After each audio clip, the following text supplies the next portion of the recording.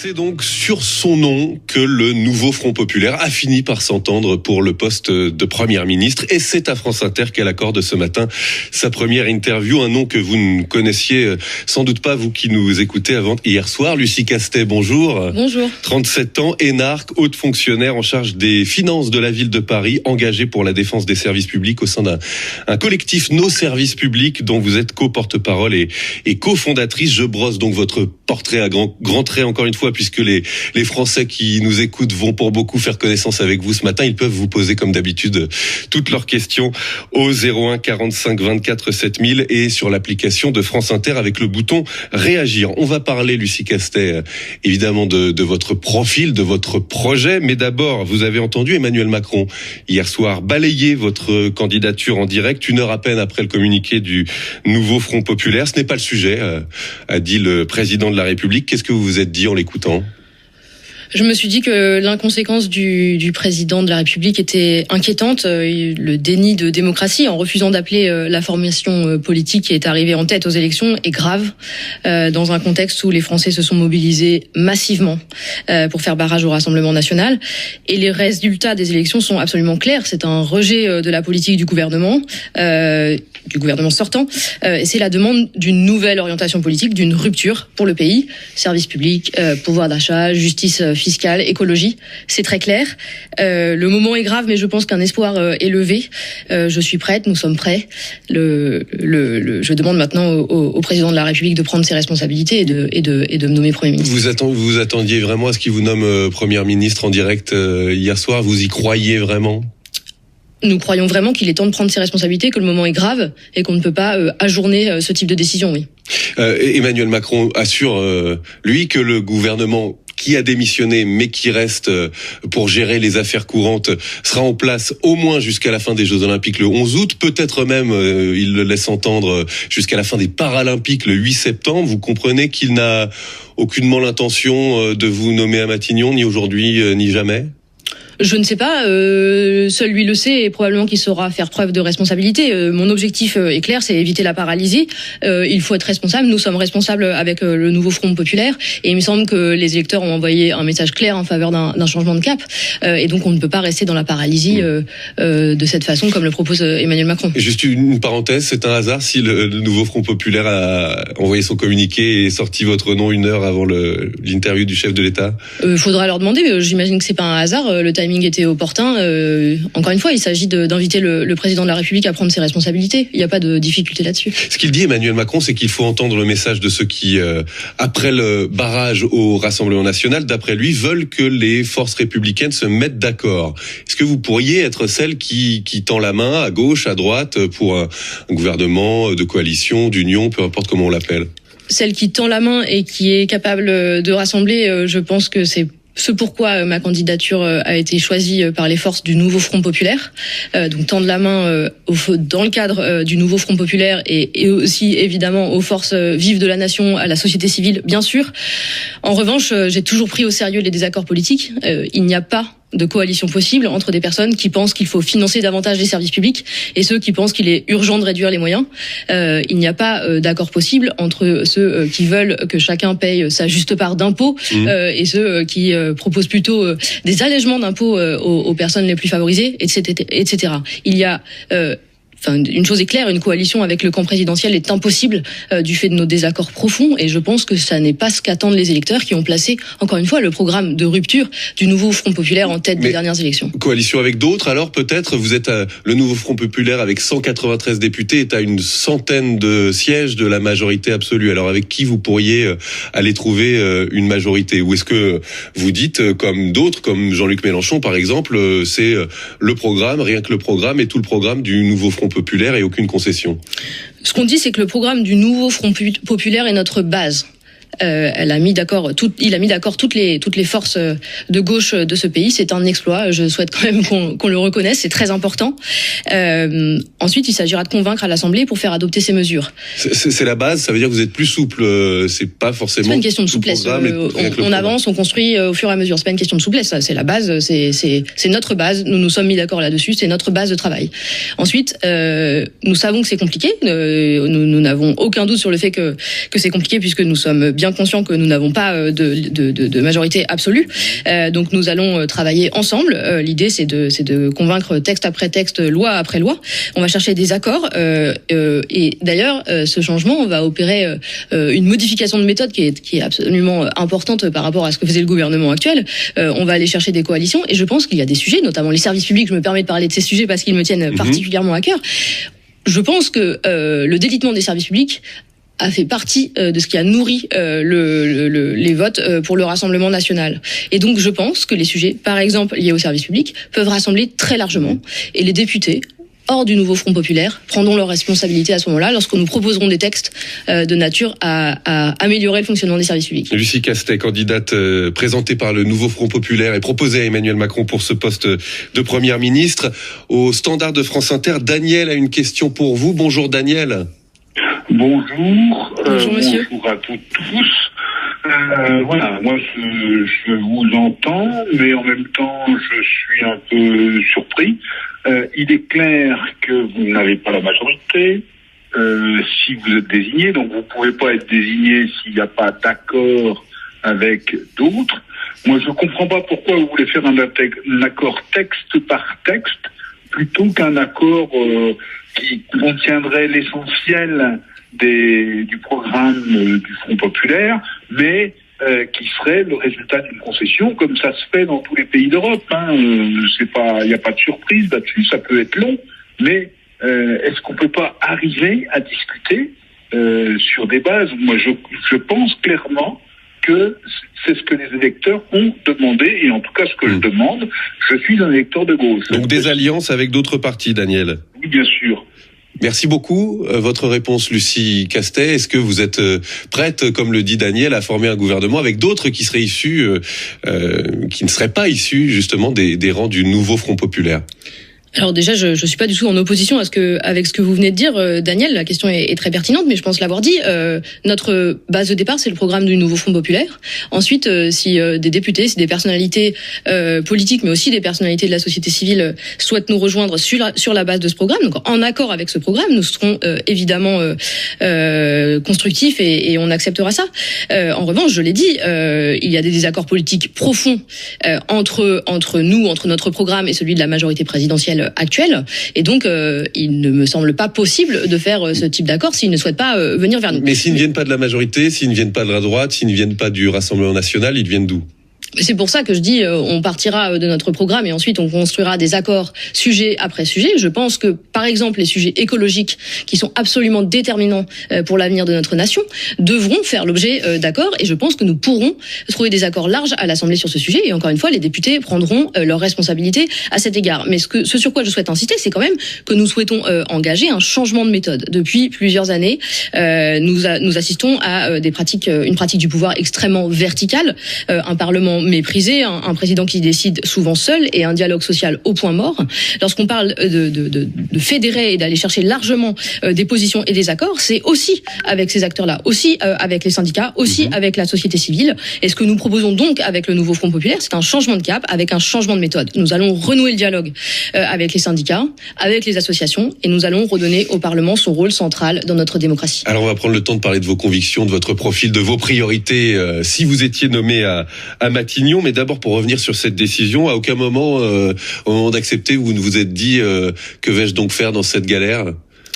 Non, c'est pas comme ça que ça se pose. C'est un immense défi que j'accepte avec responsabilité. Et je pense qu'il y a tout à faire. Mais mon approche est bien sûr collective. Et c'est un engagement que je suis honorée d'accepter. Et vous comprenez pourquoi? Est-ce que vous le savez? Comment vous avez réussi à mettre d'accord, après 17 jours de négociations tendues, les partenaires du NFP, en particulier les socialistes et les insoumis? Je pense que c'est à eux qu'il faudrait leur poser cette question. Ce qui est sûr, c'est que moi, je ne viens pas d'un de ces partis. Donc, j'ai une personnalité à part, hors du monde politique. Et je pense que mes convictions pour la défense des services publics ont joué beaucoup dans cette désignation. Vous n'êtes pas une politique professionnelle, c'est vrai. On dit que vous venez de la société civile, ce qui veut tout et rien dire. Mais en l'occurrence, vous êtes ancien élève de l'ENA, vous êtes haut fonctionnaire, vous travaillez avec Anne Hidalgo à Paris. Paris. Vous avez tout de même une expérience électorale, d'engagement partisan en 2015 sur la liste de Nicolas Maillère-Rossignol aux élections régionales en Normandie. Vous êtes plutôt tendance socialiste ? Je ne suis d'aucune tendance et c'est pour ça, je pense que mon consensus, le consensus a pu se faire autour de mon nom. Aujourd'hui, je ne représente aucune tendance parmi le Nouveau Front Populaire. J'adhère totalement au programme du Nouveau Front Populaire et je suis une femme de gauche engagée. Je reviens sur ce profil, 37 ans, donc vous êtes jeune, vous êtes issu de l'ENA, vous venez, bon, encore une fois, selon la définition qu'on met derrière cela, de la société civile. C'est un profil qui pourrait correspondre en fait aux macronistes de 2017. Ça pourrait éventuellement rassurer certains. Je ne sais pas si ça rassurera les macronistes. Mon sujet, c'est de susciter l'adhésion des Français pour un programme qu'on mettra en œuvre collectivement. Et c'est vraiment ça ma priorité. Je vous pose la question parce que vous dites vous-même, j'ai un profil technique qui pourrait correspondre aux aspirations du président de la République. J'ai un profil qui est à la fois technique et à la fois citoyen engagé. Mon profil technique, oui, j'ai exercé des responsabilités au ministère des Finances et à la cellule de lutte contre le blanchiment des capitaux et la criminalité financière. Mais j'ai aussi un engagement extrêmement sincère et actif dans le milieu associatif, en particulier dans le domaine de la défense des services publics. Parlons donc du projet que vous voulez porter. Vous avez dit que la base, c'était le programme du Nouveau Front Populaire. On va essayer de rentrer dans le détail. Et d'ailleurs, je crois qu'au standard de France Inter, Santiago voulait vous poser une question à ce sujet. Bonjour Santiago. Oui, bonjour. On vous écoute. Alors... Bon, déjà, j'espère que vous serez bientôt nommé Premier ministre. C'est complètement délirant que Macron appelle des élections anticipées juste avant les JO et après disent « Non mais attendez, on fait trêve olympique ». Enfin, je trouve ça ridicule.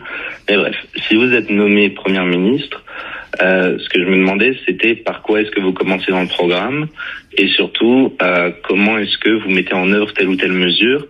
Est-ce que vous utilisez les décrets? Est-ce que vous soumettez au vote à l'Assemblée pour des majorités cas par cas? Est-ce que des textes passés par 49.3 peuvent être annulés aussi par 49.3? Dans quel ordre vous comptez aller? Merci Santiago. D'abord, votre toute première priorité, Lucie Castet, pour répondre à la première question, Santiago. Alors, nos premières priorités, c'est vraiment d'acter un changement de cap programmatique pour la France. Parmi ces premières priorités, il y a l'abrogation de la réforme des retraites, car c'est une réforme injuste.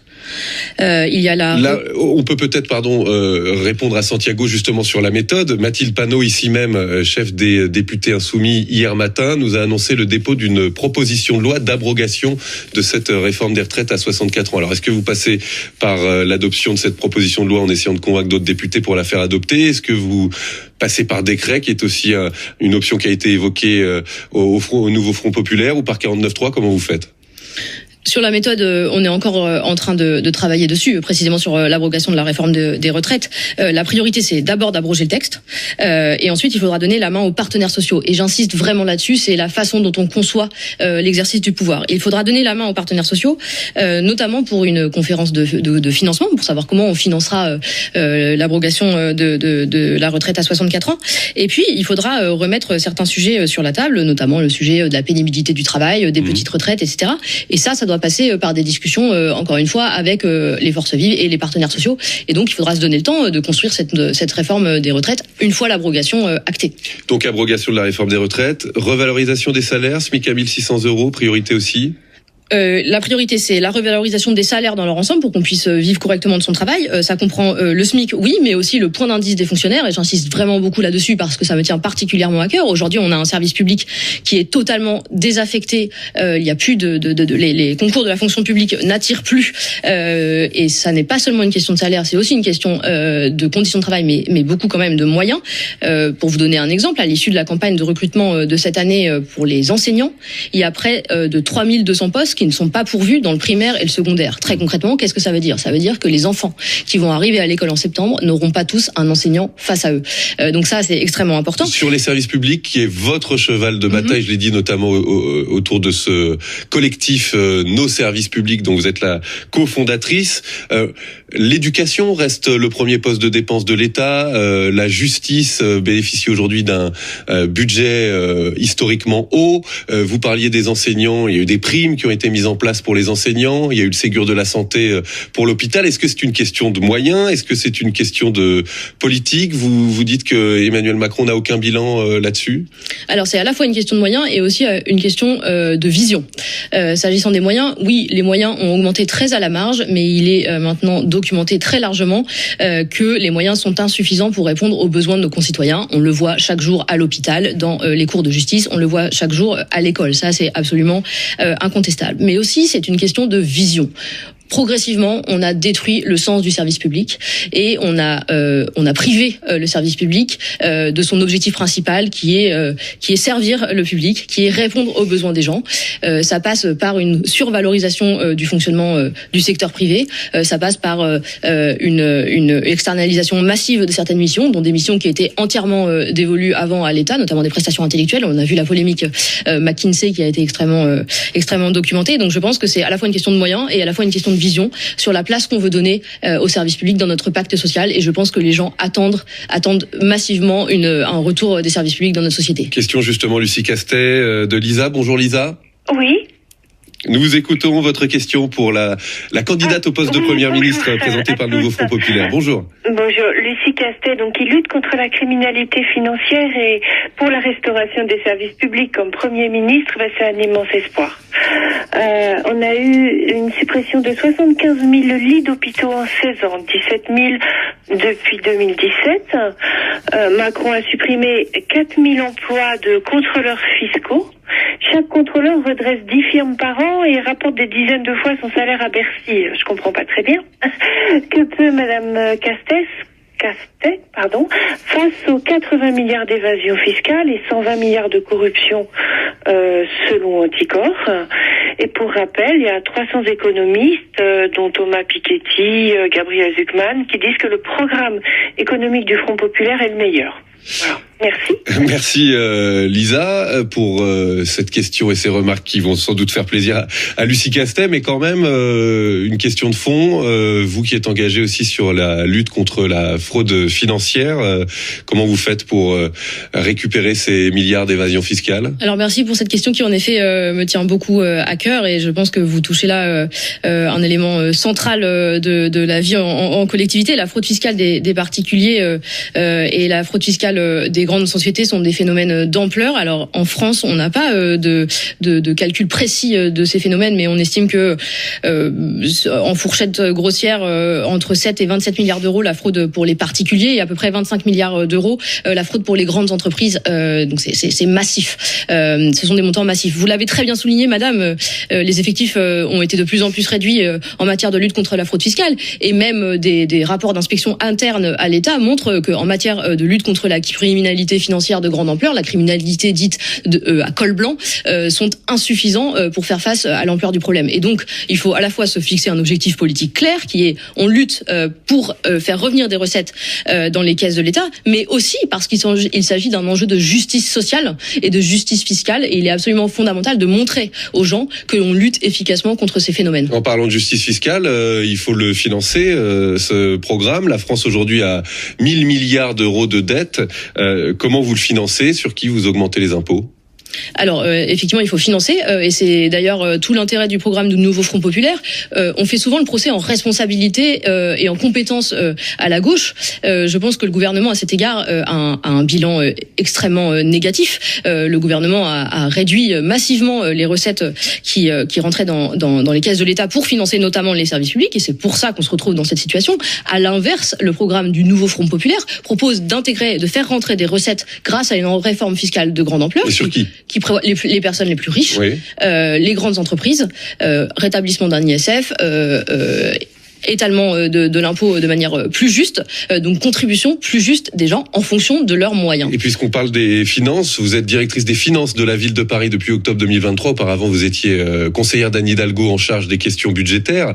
Qu'est-ce que vous répondez à ceux qui disent que vous n'êtes pas une candidate sérieuse puisque la ville de Paris va avoir l'année prochaine 10 milliards d'euros de dettes?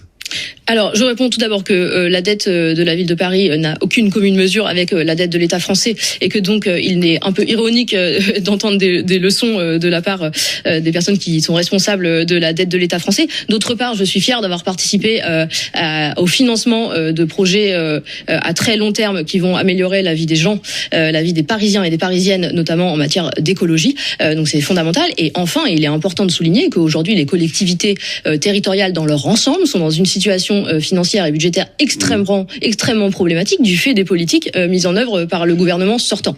Un dernier mot, Lucie Castet, tout dernier mot, question de Catherine sur l'application de France Inter. Qu'est-ce que vous ferez si le président continue de refuser votre candidature ?